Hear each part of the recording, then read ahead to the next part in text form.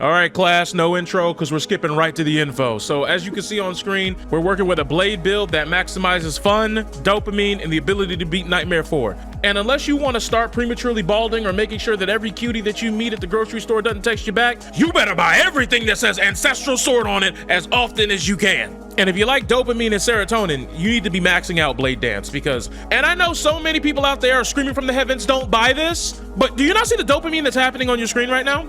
Not to mention, this also has a back hitbox, so things behind you will also get slashed. And all the instant kill mobs, look at how they get eviscerated and sent to the Shadow Realm as soon as you rev up this lawnmower.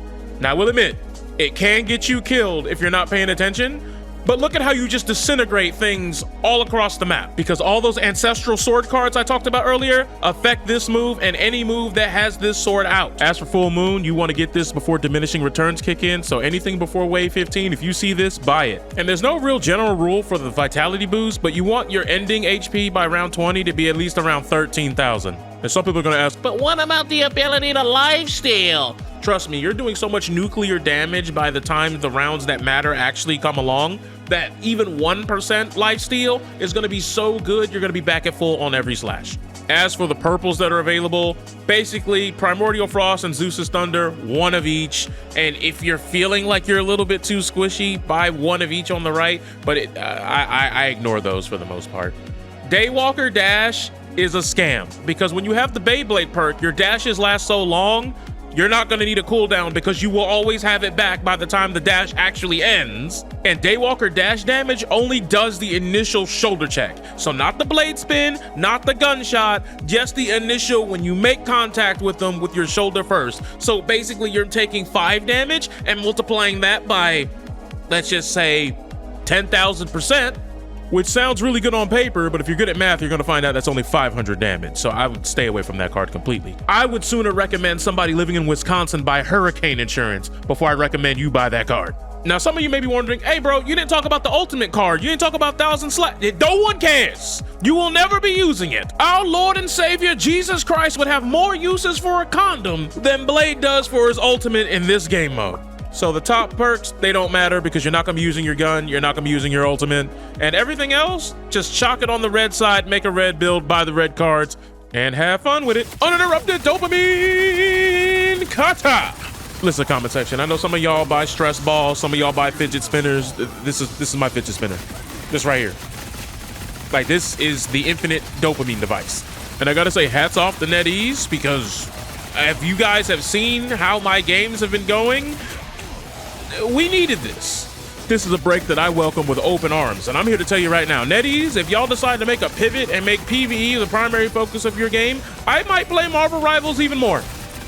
I won't even lie to you. I'm sick of ranked. I'm sick of the randoms I get in that mode, and I'm here to tell you right this minute, if you make the pivot, nobody would blame you. Also, if you guys are interested in the Moonblade side of building Blade, just make sure you get your Moonblades after you've sufficiently racked up enough Ancestral Sword damage to where the Flame guys, Poison guys, and the Sentinels are no longer a threat. Happy Halloween, by the way. I'm not sure if I said that yet because, I'm trying to get that Pepto-Bismol sponsorship, So eat so much candy that you get sick and then have to buy Pepto and then make sure that you use B+ at checkout, please. The code won't do anything because I'm not affiliated with them, but I just figured, it's the holiday season, I want some more spending bucks so I can buy Christmas presents for the people. Also, look at the Shred-mageddon. Yeah, I'm hogging all the kills now. Hey, don't get me wrong, your build might start off slow, but eventually you just get to a point where you just let it rip and there's just nothing that these other enemies can do. Because in a lot of the later waves, especially the ones where you're fighting Double Queen, you don't want to deal with these other zombies. You don't want to deal with these Sentinels. You don't want to deal with the Flame guys, the Poison guys. And having so much range and infinite Beyblade uptime, it just gets to a point to where all the special type zombies are inconsequential. They're getting mowed, brother. And also, since this hits on both sides, like, I can be hitting people over here and people behind me are getting shredded. And it lasts so long, I can walk over here and these flame zombies will never make it to the center of the map. And even without the spin, Blade's crowd control ability is still pretty sufficient. But, as I said, you don't want to just charge in and use it. You want to use it on safe things like that, like the crawler dudes, rev it up, and then go seek out the big threats and shred them to pieces. Also, maybe I'm naive, maybe I'm dumb, but I was today years old when I found out that people saying that this mode is pay to win wasn't a bit. Like, I thought it was a tee-hee ha-ha joke. It wasn't until about 2 minutes before this run I even realized you could buy revival tokens with money. What? People can't buy eggs and people are spending money on revive tokens in a limited time mode? Insane. The only purchase that I think might be less valuable than revival tokens and LTM is the Mortal Kombat Legacy Collection, because I still don't understand, guys, how we can't do private lobbies with friends. We can't host games with the viewers. And more importantly, the game's audio just bonks out and distorts anytime you play online. I don't, like, that is a product that released for $50 US. And if you think for any single modicum of time, any single sliver of a second, every single minuscule passage of the tick of the clock, that I'm going to spend $50 on a game where I can't even invite my friends to play the multiplayer, then you, sir or madam, have lost your cotton picking mind, and you deserve to be burned at the stake and sent on an Oxman paid trip to the Shadow Realm, because that is what you deserve.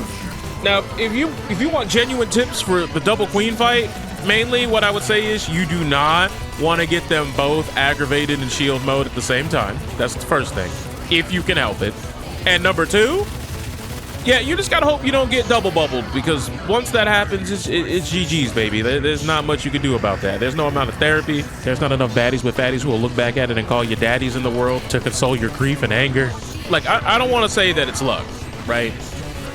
Because if I'm wrong, you can tell me I'm wrong. I think it's harder to do with 4 people that are uncoordinated, because I'm playing with randos. I don't know any of these people, but there is someone who seems as though they're doing the exact same blade build that I'm doing, which I think is kind of funny. But yeah, as you can see, when they're both in this mode, there's just bubbles everywhere, and there's just a chance that you'll just randomly step in one and die because you'll be walking backwards, can't see it, and yeah, I don't even know how I died. I'm not even gonna lie to you. Oh, this is butt cheeks. Oh, this is cheeks. Help! Help! Help! I'm not a senior citizen, but I need life alert! Okay, we did it. For now.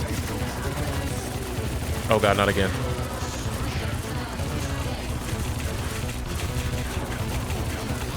You know, I kind of want to do a Punisher video and see if, like, how Punisher gets through this. Because every Punisher that I've ever played Nightmare 4 with, they just explode and die for, like, the second half of it. Speaking of exploding and dying.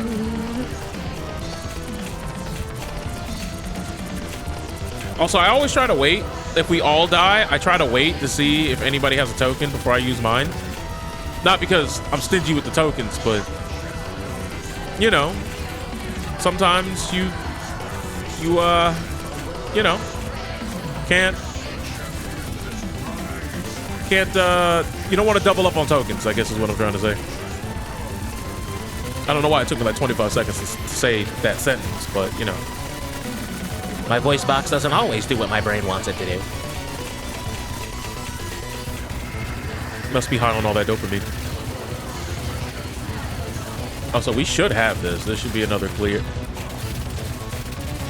You know, I might just pop your bubble, because I feel like you're gonna get me killed, and I don't want to deal that. But once you get rid of one, the rest of it's kind of free.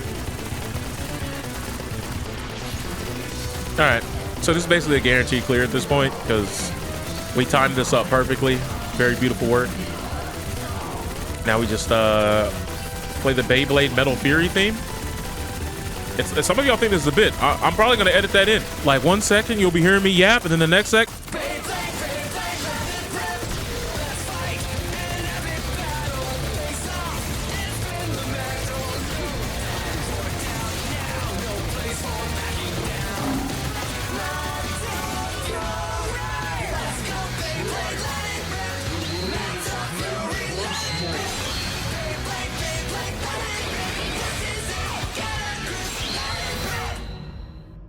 No, he little broed me at the end.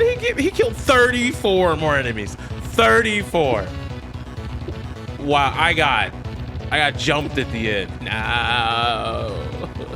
That one extra death cost me, dude.